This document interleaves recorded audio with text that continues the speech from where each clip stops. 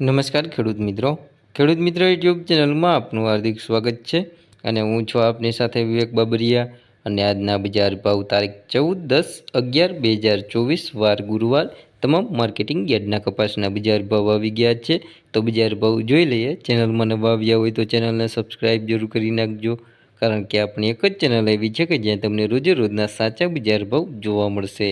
અને જો તમને મારી વિડીયો બનાવવા પાછળની મહેનત દેખાય અને વિડીયો પસંદ આવે તો અમને તમારો સાથ આપવા માટે અમારા વિડીયોઝને લાઇક, શેર અને કોમેન્ટ કરવાનું ભૂલશો નહીં અને ચેનલને જરૂરથી સબસ્ક્રાઈબ કરી દેજો અને વિડીયોમાં છેલ્લે સુધી બન્યા રહેજો, જેથી કરીને તમને સાચા બજાર ભાવ મળી રહે।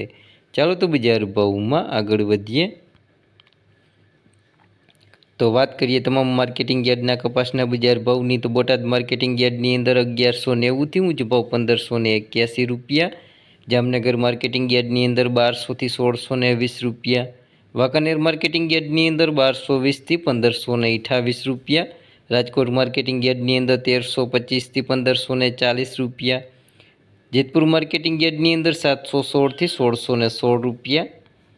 ગોંડલ માર્કેટિંગ યાર્ડની અંદર 1301થી 1586 રૂપિયા, અમરેલી માર્કેટિંગ યાર્ડની અંદર 950થી 1570 રૂપિયા, જસદણ માર્કેટિંગ યાર્ડની અંદર 1350થી 1535 રૂપિયા, બાબરા માર્કેટિંગ યાર્ડની અંદર 1390થી 1585 રૂપિયા, માણાવદર માર્કેટિંગ યાર્ડની અંદર 1500થી 1565 રૂપિયા,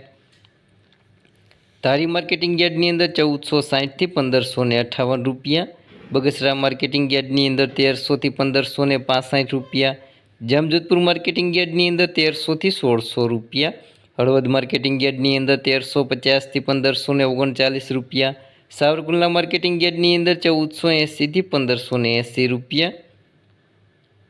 ઉપલેટા માર્કેટિંગ યાર્ડની અંદર 1200થી 1565 રૂપિયા, ધોરાજી માર્કેટિંગ યાર્ડની અંદર 1046થી 1566 રૂપિયા, તળાજા માર્કેટિંગ યાર્ડની અંદર 1411થી 1527 રૂપિયા,